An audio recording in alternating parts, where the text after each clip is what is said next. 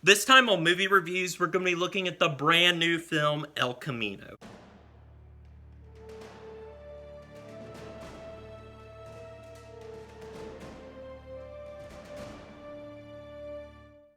El Camino was directed by Vince Gilligan and stars Aaron Paul and follows right after the events of the finale of Breaking Bad. Jesse Pinkman has finally escaped captivity and now he is on the run from the police as he forges on to pave a new way for his life and to a new future. Guys, this was a film that I was really interested in once it was finally announced just a couple months ago.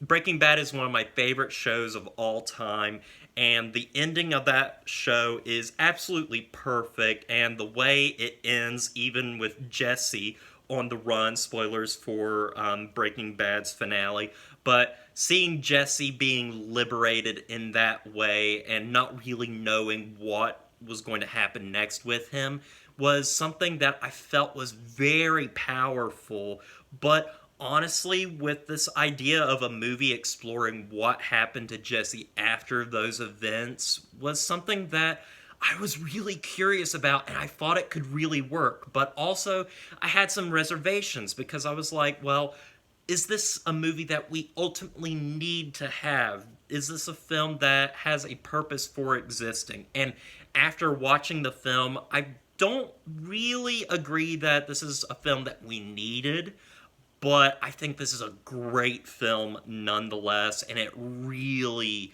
solidifies Jesse Pinkman's character as just one of my favorite characters of all time. When it came to the Breaking Bad series, Jesse Pinkman was always my favorite character. He was the one I related to, the one I gravitated towards the most, and having a full film dedicated to him and his final outing was something that was really something I thought could be really special, and this film is really special. If you're a Breaking Bad fan, you're going to absolutely fall in love with this film. It feels so much like Breaking Bad. I mean, it's written and directed by Vince Gilligan, creator of Breaking Bad, and it works so well. Seeing Jesse just struggle after the events of the finale and what he has gone through, the type of person he is now, it is really horrifying to watch, especially like the first 15 minutes of the film,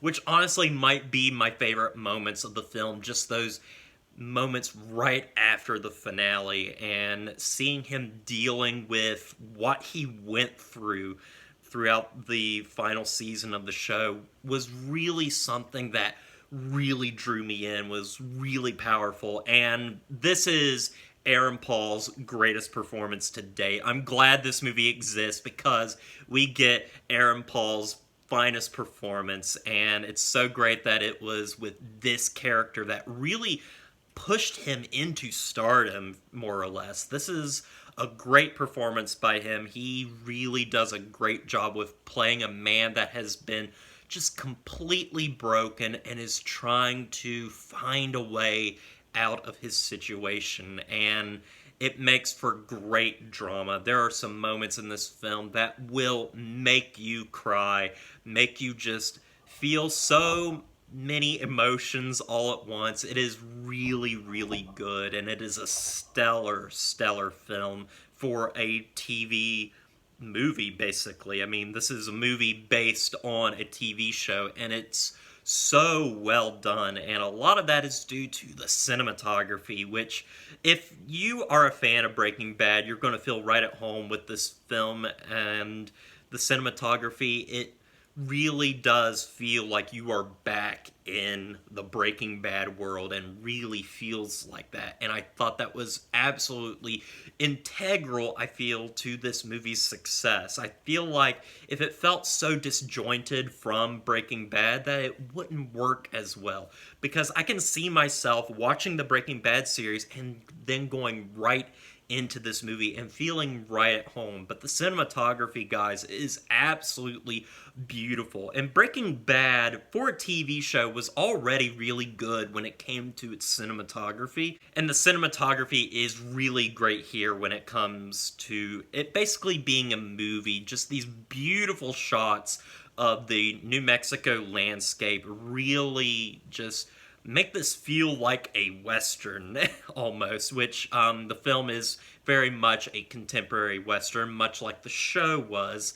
And just the music as well with this film is really good. A lot of tracks are carried over from the original series, as well as some new tracks that really make the film extremely tense. This is a really intense film, guys. Jesse Pinkman is on the run from the police, and so the film really feels like a movie about a man that is on the run, and the music really works with the scenes, especially stuff near the end with this shootout that happens. That is a lot of fun and really calls back to Western films. As I said, yes, this is a contemporary Western film, but it is all really solid. Also, what this film does very well is the use of flashbacks, really carving out Jesse Pinkman's story that we really didn't get to see much of in the series finale, or,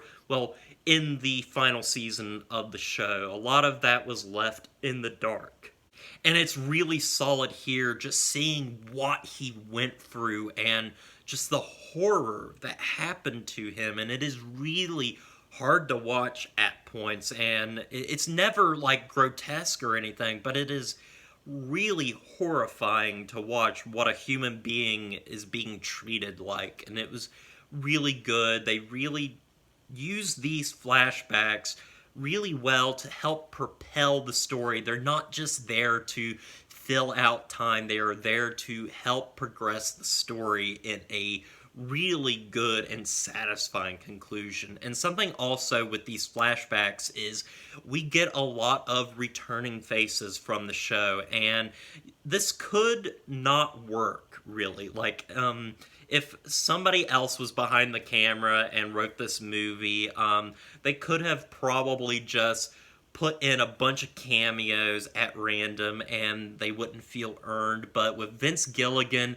as the writer and director, it really feels integral to the story and integral to Jesse as a character, as he just has these memories of people that were very important to his life. And a lot of these cameos are very surprising. Some of them aren't, but they are all handled so well. And the final moments of this film are absolutely just fantastic and really hit home. Now, in terms of negatives with this film, I will say that the film at times can drag on a bit with some of its scenes, but a lot of times that was how the show was. I mean, there's an entire episode of Breaking Bad where they are dealing with a fly that is in their meth lab.